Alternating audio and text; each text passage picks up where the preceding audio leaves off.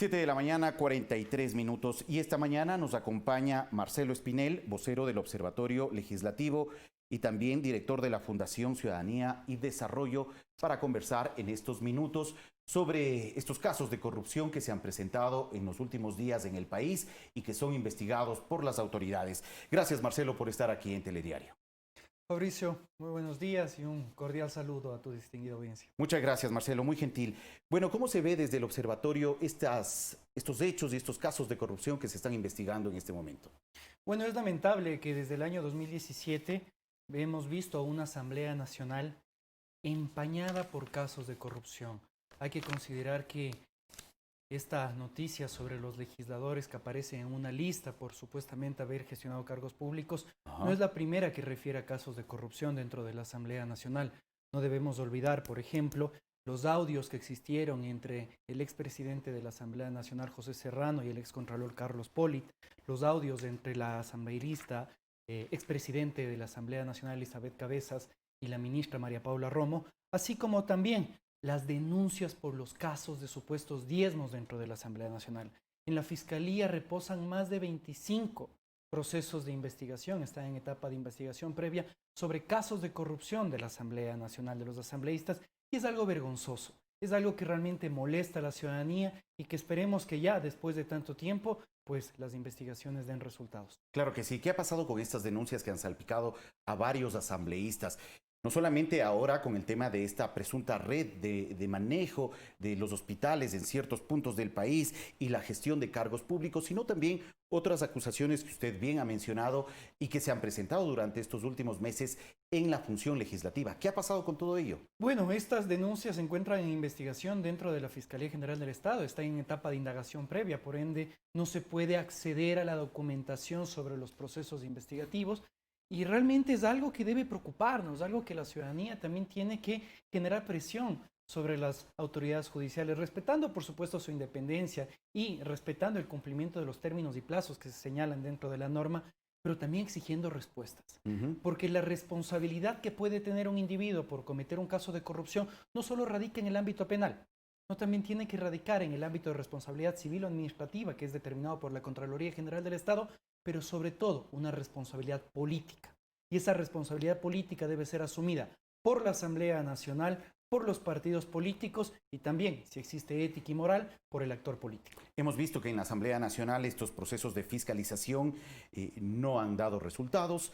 Prácticamente hay una tarea pendiente en la función legislativa sobre estos casos que no se han investigado y no se han sancionado de manera correspondiente a la función legislativa. Hay una ley orgánica de la función legislativa que establece sanciones para quienes incumplan la normativa o estén vinculados a posibles casos de corrupción, pero nada de eso se ha hecho al interior de la Asamblea Nacional. ¿Qué está reflejando entonces la clase política frente a esto? Bueno, yo creo que hay dos cosas. Esta Asamblea Nacional ha tratado de identificarse como una Asamblea Nacional que fiscaliza. Y si uno compara cuantitativamente al periodo legislativo 2017-2021 en relación a otros periodos legislativos, sí, existe más fiscalización, más solicitudes de información, mayor número de solicitudes de juicio político. Pero ¿en esta administración? Sí, pero en el aspecto cualitativo que podríamos profundizar es cuando ya vemos que esto no es algo que podamos calificarlo como enteramente positivo. Los procesos de fiscalización y su resolución llegan a destiempo. Por ejemplo, usted recordará que cuando se dispuso o cuando se resolvió la censura y destitución del excontralor Carlos Polit, solo se pudo resolver su censura porque ella se encontraba fuera del país. Lo mismo pasaba con el ex superintendente de comunicación, Carlos Ochoa, que únicamente se pudo resolver su censura porque ya el ex Consejo de Participación Ciudadana Transitorio había dispuesto ya su destitución. Entonces son procesos que no están cumpliendo con los tiempos. Y adicionalmente, algo que llama muchísimo la atención es que no se ha trabajado en el fortalecimiento, en la reforma de la ley orgánica de la función legislativa para que, por ejemplo, exista un comité de ética dentro del Parlamento para que sancione, para que procese adecuadamente cualquier tipo de caso que tenga que ser investigado sobre el accionar de los legisladores. ¿Esa es una reforma que se debe emprender? frente a todo esto que está ocurriendo? De hecho, se viene discutiendo la reforma a la Ley Orgánica de la Función Legislativa hace casi 2 años. Ajá. Y la Asamblea Nacional, al parecer, no ha llegado a un consenso, no lo coloca dentro de la agenda legislativa como algo prioritario. Recordemos también que ya existía una reforma aprobada a la Ley Orgánica de la Función Legislativa, pero que el presidente Lenín Moreno a inicio del periodo legislativo la vetó totalmente. Entonces, esto ha dificultado que la Asamblea Nacional pueda ajustarse a las nuevas circunstancias, que tenga más herramientas, más mecanismos para poder volver más eficiente su gestión. Pero Fabricio, yo creo que en este punto la Asamblea Nacional nos ha demostrado que existe muchísima falta de ética por parte de muchos de sus integrantes y esa falta de ética no se soluciona con leyes. ¿Por dónde? Yo creo ¿Cómo que se combate esa realidad? yo creo que es necesario tal vez ver el fenómeno de una manera mucho más integral. Hay que establecer tipos penales claros, por supuesto, pero ¿por qué no regresamos a ver a los partidos políticos? A la larga, quien candidatiza a los asambleístas son los partidos políticos. No podemos dejar de lado que existe responsabilidad del ciudadano para votar de manera informada, pero los partidos políticos dentro de sus procesos de elección primaria, ¿qué tipo de filtros están estableciendo para determinar quiénes son sus candidatos? Están exigiendo al menos que sus candidatos, dentro de sus programas, de sus planes de gobierno, incorporen temas de prevención de la corrupción, de lucha contra la corrupción e incluso cuál es el control que están haciendo los mismos militantes de los partidos políticos de sus representantes.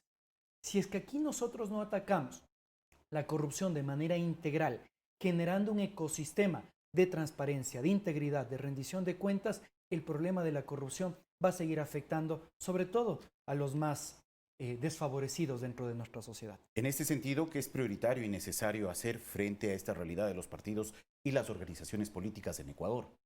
En esa línea, pues recordemos que ya tenemos elecciones en el año 2021.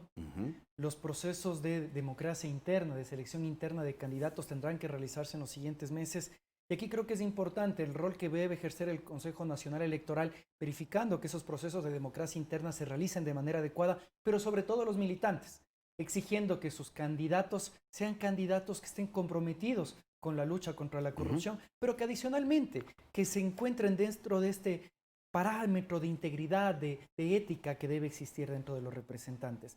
Pero también hay algo más que llama la atención y tal vez volviendo a Asamblea Nacional, Fabricio. La Asamblea Nacional durante estos 3 años ha aprobado un total de 50 leyes.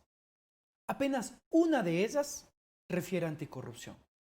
Y no podemos olvidar el discurso que tenía el presidente de la República y también los asambleístas sobre esta cirugía mayor en contra de la corrupción, que no ha sido más que, al parecer, una cirugía ambulatoria, una cirugía menor.